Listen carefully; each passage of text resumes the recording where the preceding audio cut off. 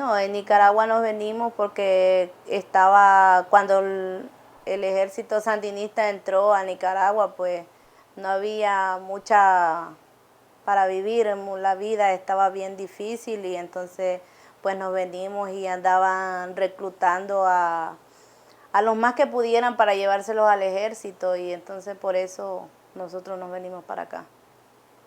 Bueno, desde que llegué, la primera injusticia, la semana que nunca me gustó, porque yo siempre he trabajado en factoría, pero miré la diferencia de cómo lo tratan a uno, que nos hacían salir para afuera y la falta de respeto tan grande que hay que... Porque no te dicen lo que va a cubrir. Y uno necesita, es dentista, necesita verte la vista. Ya uno tiene una cierta edad que uno tiene que estar ahí. Personas más jóvenes que tienen sus niños, que también tienen que tener su seguro. No vamos a pensar en nosotros, pero hay que pensar, y hay que pensar también en el retiro. Porque entonces estamos trabajando para después, cuando nos retiremos, tenemos que no nos alcanza el retiro que cogemos, porque entonces, ¿lo que vas a hacer el retiro? Entonces, vas a tener que entonces vivir de la otra parte de la ayuda suplementaria. Y entonces, ¿para qué? Entonces, has trabajado y no se ve lo que tú has trabajado. Nunca nos dieron un entrenamiento, jamás nos dieron un entrenamiento de cómo era el trabajo, nos enseñaban que toma este líquido es para el inodoro, este es para el piso, era lo único, pero un entrenamiento que dijéramos fuerte, ¿me entiendes? Un entrenamiento por televisión, así que es lo que yo he aprendido, cómo es un entrenamiento, nunca nosotros nos dieron ese entrenamiento. Gracias a esta movilización que ha habido, que encontré una clínica, sí, me queda un poquito más lejos, pero no estoy pagando nada. Porque figúrate tú, si esto seguía, pues, aparte de eso de la pierna esta, cuando yo fui, tuve 4 meses para esperar el ir. Y entonces cuando entra la doctora me dice, además que la miró la pierna y dice, esa pierna es legible para operarse. De 4,000 pesos. Digo, ok. Y no hay otra alternativa o algo, porque fíjate, yo 4,000 pesos no tengo, ni una tarjeta tampoco tengo. Ya que nadie nos había tomado en cuenta por la compañía de Unicco, darnos ese apoyo cuando la unión entró, nosotros veníamos bien cansados, teníamos ese apoyo de parte de ellos. Ahora el apoyo de ustedes, los estudiantes, eso a nosotros nos ha hecho fuertes, nos ha dado más fuerza para decir sí, sí se puede, sí podemos seguir adelante y podemos lograr lo que nosotros deseamos, que es el beneficio médico, mejores sueldos para vivir cómodamente con nuestra familia. No. Tú puedes cambiar. Ok, vamos a hablar un momentito acá, vamos a hablar un momentito acá. Bueno, como ustedes sabrán, o como algunos de ustedes sabrán, anoche la compañera Zoila Mursuli tenía una entrevista con una periodista del Sun Sentinel. Y esa entrevista se dio aquí mismo donde estamos parados. Vino y una periodista me entrevistó aquí, entonces como ellos tienen libertad, pues entonces en el balcón donde yo trabajo del segundo piso ella me tiene una foto y entonces hoy por la mañana yo me levanté a las 2:30 de la tarde porque yo trabajo de 10 de la noche a 6 de la mañana, tenía 18 llamadas perdidas y el número, entonces cuando yo llamo ese número me dice Israel textualmente, Zoila, ya no necesitamos su servicio. Pesos. Sí, y entonces me empezó el médico, yo le dije de la pierna, me empezó con una rojeza, me mandaron antibióticos y entonces, ¿cómo se llama? Ellos me dijeron que era una infección, pero la infección no venía y no había infección. Y seguía, la pierna está dura. no me la puedo tocar mucho. Este es el momento de echar para adelante a como sea, porque vamos a ganar. Yo creo que es el momento que nos podemos levantar y decir estamos presentes, somos gente, somos seres humanos, estamos aquí para que escuchen nuestra voz, nuestro voto de que sí, que ahora que tenemos la unión y que queremos que la unión entre, estamos respaldados por ello, necesitamos que seamos escuchados.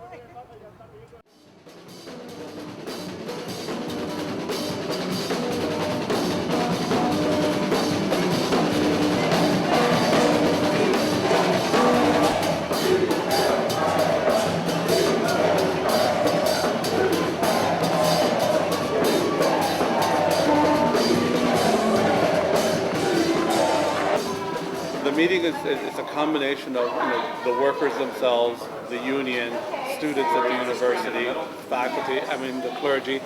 Basically, the entire university community and the workers and union have come together to try to bring this situation to a head. This is a community uprising, you could almost say, on behalf of the workers here. And the harassment continues to escalate, and the time has come when the workers have got to do something and tell Unicco that this has got to stop, and tell the university that they have got to step forward and do the right thing finally. Y queremos que la unión triunfe por los motivos siguientes. Uno, se acabe el abuso que hay con los trabajadores. Segundo, se nos respete nuestra dignidad, ya que ha sido pisoteada a largo tiempo y ya estamos cansados de esos atropellos y de esos abusos. Right, so bottom line, the campaign is about the university. This is in Donna Shalala and the board's hands. The strike is about the unfair labor practices that Unicco has been committing against the workers by harassing them, firing them, etc. Y de que salgamos de aquí con la convicción de que sí se puede. Oh Dios. En el nombre de Jesús oramos. Amén. Amén. Pueden sentarse. Le quiero decir. En Seattle, los limpiadores quedan 9.40 con un seguro médico completo, familiar. En Filadelfia, 12.55 con seguro familiar. En Minneapolis, 11.77 con seguro familiar. Y en Miami, 6.40 sin beneficio de salud familiar.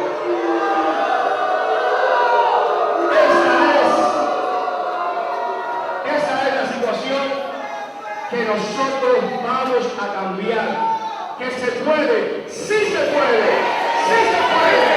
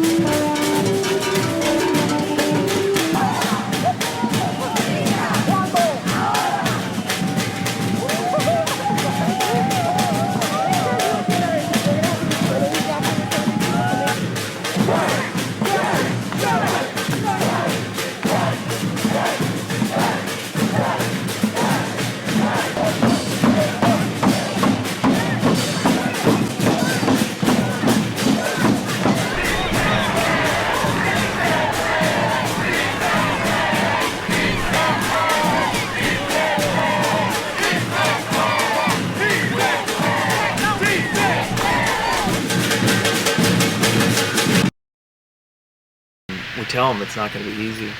We know what companies do. They always threaten people. 1 out of every 3 campaigns, someone gets fired. They always hold mandatory anti-union meetings. They have supervisors go and talk to individual coworkers and tell them that if they get involved, they're going to be out of a job. So we tell them it's not going to be easy, but are they willing to take the risk because what they can win is substantial. The reason for the strike is that the Unicco workers, like all American workers, have a right to join unions free from employer coercion and interference and retaliation. And the union has claimed that Unicco has committed, the technical term for it is unfair labor practices. It's engaged in interrogations of workers, unlawful threats of reprisals, spying on union meetings, engaging in other activities that would tend to scare the workers away from unionization. For years, they were told that they had two options. They either took the job that they were given, or there's the door, go find something better. And all of a sudden, they've created a third option, which is, no, we can stay here and we can make our lives better. Mm-hmm. And they were told for a long time that they'd never be able to do it. They were told they were stupid for trying to participate in this. And now they really see themselves as winning this huge victory. Not only is it going to dramatically improve their own lives, but that's going to dramatically improve the lives of how many more people who follow in their footsteps now in this city. Estamos ahorita en huelga, lo hemos parado porque queremos ya que esto se decida de una vez y por eso estamos aquí en huelga.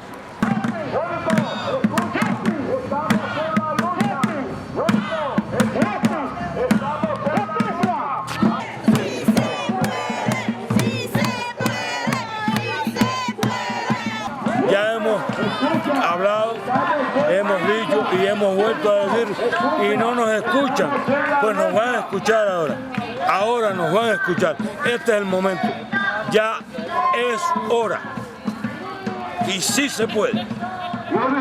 Escucha.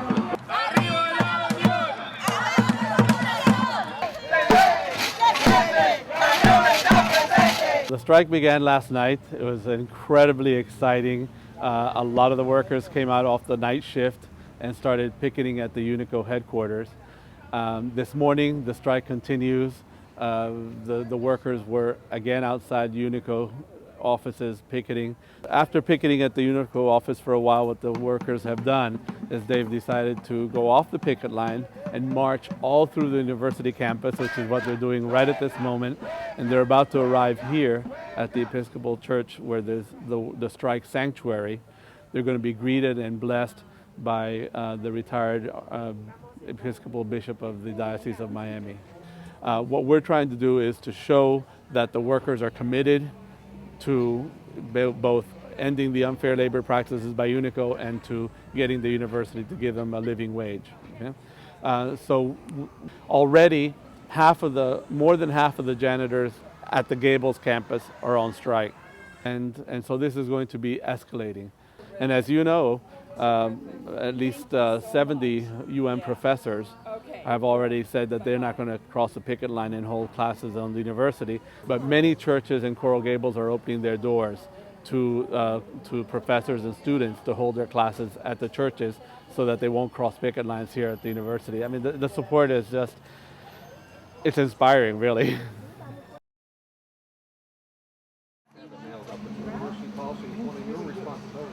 As a student to know it.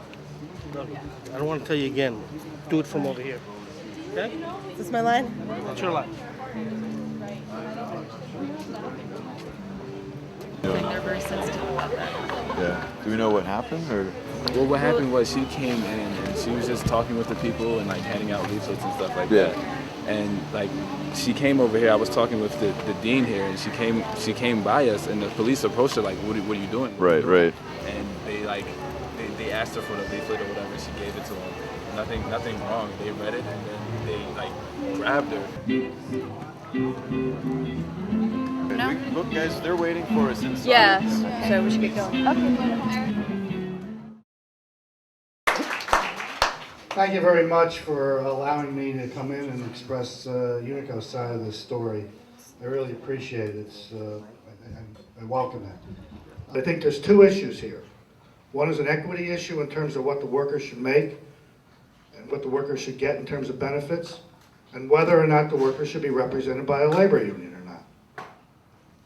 The second issue, we believe, should be addressed through an NLRB certification election. The first issue, it's our belief, should be handled through the committee that the university has set up. The fact of the matter is that wages differ and benefits do from geographical location to geographical location. It's our belief that the strike should end, that we should all give the process a chance to work. Do that. I've been trying as much as I can to honor picket lines and hold events off campus. Although the question of whether this piece of ground is on or off campus is an open one. I understand it is owned by the university. In this case, it would have to be an independent decision for each one of us in each of the classes. So what I decided is that personally I do want to make the statement of not crossing the picket line. But I've done everything I possibly can to make sure that my students don't feel that my decision is necessarily their decision. I think that they have, like, the Unicco workers have a incredibly valuable service to the school. I think that they have a right to do what they're doing. I fully support them in getting a living wage. I think they should. I agree. I mean, when you look at all the numbers, you got, New York, Boston, other major metropolitan cities are making a lot more money and they're getting benefits, so I don't blame them. I think as it is a college campus, you're not going to find anybody or very few people that aren't sympathetic to what the Unicco workers have to deal with. I'm sympathetic to them. I think they make too little money, and I think it's terrible that they don't get health insurance benefits. I don't know a ton about it, but I'm for the idea that the Unicco workers aren't getting paid or the benefits that they should be, and considering how much they do, and after the hurricanes how much they did. If they object to the class being held off campus, and they feel strongly that the class should be held in its regular location, that of course my responsibility is to them and to their education, and I will make other arrangements to make up the class time with them if that were to be the case. That hasn't happened yet. Everybody was here today. That's not the issue, but I think it's quality of life. I think these workers, deserve a better quality of life. They deserve health insurance, just like any worker. I mean, I say that we support them, but yeah, do you think this is what are they doing in order to deserve a high quality of life? What you need to do is try to do something to help the people get a better job. Not an easy thing, certainly. It's not going to happen like that, but I think it's better if the university pumps resources into that rather than $3 an hour. Because in a couple of years, $3 an hour is not going to be enough either. There is an enormous supply of people that can perform that job. That is why they get paid lesser wages than our professor does. I think you can find people doing it for $10 an hour. But do not fully let the market exploit to the point where, in theory, you could continue the supply and demand argument almost ad infinitum down to paying people pennies per hour. So I would say if we want to take it to its logical conclusion and to pay people based upon what they need rather than what the job is worth, then why don't we pay the Unicco workers $25 an hour? All I'm saying is the university administration could make this go away. They're getting very bad publicity right now, and I think that it wouldn't be very expensive for them compared to some of the many expenses that they have at the university here to make this dispute go away, and they should do it because it's the right thing to do. Well, I think in the case of the administration, they're kind of in an awkward position because the Unicco workers aren't actually employed by the university. What most people in these groups like Stan either fail to realize or realize and ignore is that President Shalala's most important constituency is not the students, it's the Board of Trustees. It's not a belief thing anymore. It's about just helping some guys. They just want some more. And they've earned it. They clean shit, dude. They sweep the floors. They paint the walls. They make the school look beautiful. And if you do live on campus, and I believe that you do, they do everything for you. To yourselves, and no trampling. Good. Hey, I'm really glad that you all came out today, because you all came out to show support and solidarity. And there's something that we all need to understand when we're here today. We need to be loud enough that in every corner of this place, you can hear us. Because at this point in time, it's been 5 years. And when in 2001 we were voted the second worst in the nation, not voted, ranked, the second worst in the nation in pay, And 1 in 12 universities that paid below the federal poverty line in the Chronicle of Higher Education, the Faculty Senate voted on a living wage for all workers of the University of Miami. And then after that, student government did the same, and nothing happened. And they waited for 6 months and nothing happened. A committee was formed and nothing happened. And then they gave them 2 floating sick days in place of a living wage. And now faculty and students are back. And now we're here to show community support. I understand that Unicco is trying to run a business, but here at the university, we're trying to run a community and a learning center. And that learning center cannot be born on the backs of the working poor. And that's why we're here.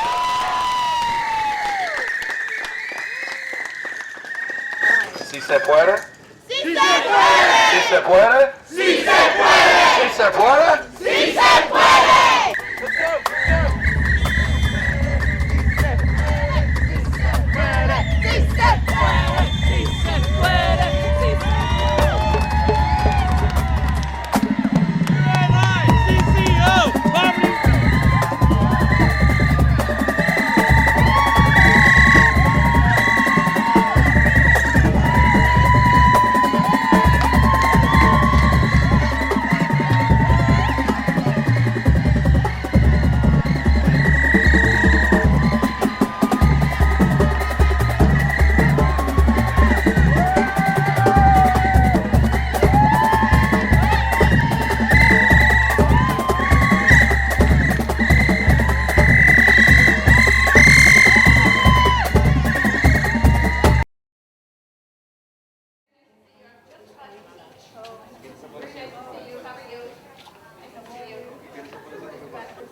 She talks a lot about how it's like the crisis in America is that it's really uneven and it's really segregated. One thing that I thought was really interesting was last week we were supposed to talk about disparities in healthcare based on gender and race, and we didn't.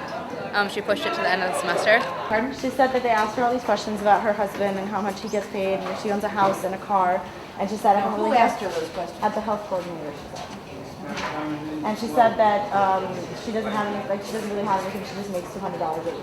She's saying that it's always been like that, is that they've been here for 20 years and they've never given them health Tell insurance. her I'm looking, I have a committee of 2 people, Sergio Rodriguez, who are looking at healthcare and what our standards are for all our contractors. Dice que tienen un comité que están viendo para estudiar cómo son las cosas ahora y los Give me a report y le van a dar un reporte en 2 semanas. Yo lo único que nosotros esperamos es que este problema se resuelva lo más pronto que pueda con la voluntad del Señor. She says that all what we're hoping for is that this problem gets solved as soon as possible, if it's God willing. Que no los engañen más. Tell her I'll do my best. Si ella es una señora de palabra, con perdón de ella, con perdón de ella, que sea responsable a nosotros. And if you're a woman of your word, I'm just translating. If you're a woman of your word, that you do what you're saying. Tell her I'll accept that. Thank you. Thank you. Thank you. Gracias. No le vamos a permitir un engaño más, ¿ok? Sí. Que quede bien claro.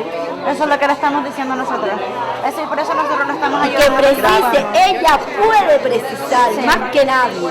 Ella es la que puede precisar a Unicco a que firme un contrato con la Unión, porque queremos unión y el voto es nuestra firma.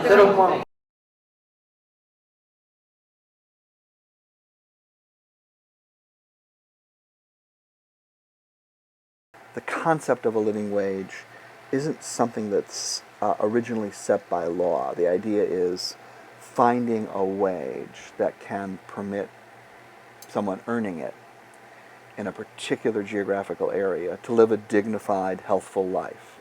A wage that would give them health care, housing, transportation, food costs, education costs, and the like. And so it's different for every city. At first, each place that adopted a living wage kind of made it up on its own, but now there are about 130 counties nationwide that have living wage ordinances, and about 90 universities that have adopted the standard. People up in New York that work for Unicco, New Jersey, Boston, every time that they, try to go negotiate for a better wage or health insurance or more rights on the job, they get told, well, people down in Miami that work for us or other cities that are non-union work for close to minimum wage and they're happy with it. When the university hires a firm like Unicco to do the grounds and maintain the housekeeping, it could decide to say, look, cut your labor costs as low as you can because we want to save money on the contract. Or it could say, just like we don't want adulterated food on campus and we don't want dangerous security officials on campus, we don't want workers working for poverty level wages on our campus.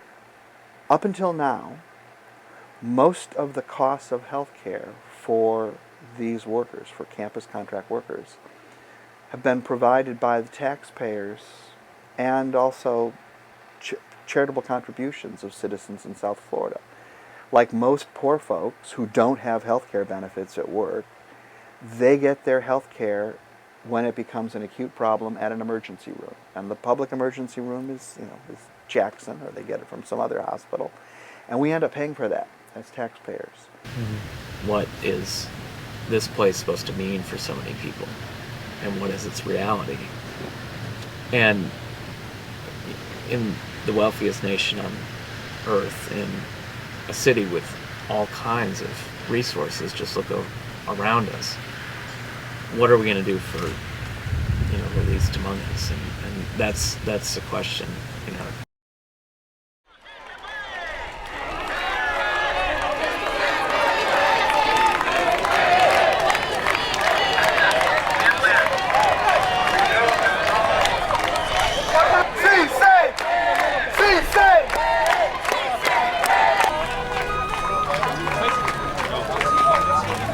We know that God is always available, God is dependable, God is love, God is life, and God is a just God.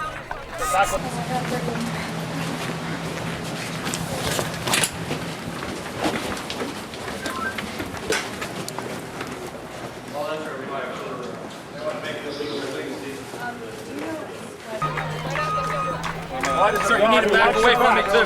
Back away from me, please, sir. Sir, back away from me.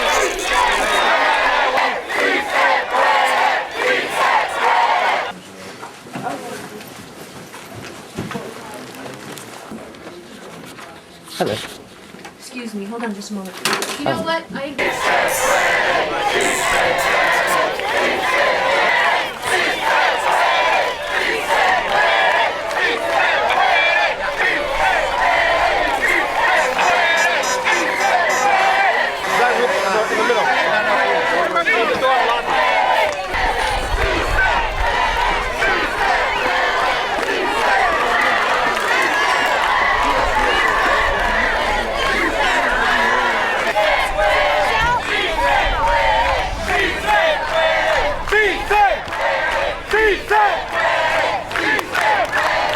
This is a card I've used a few times before.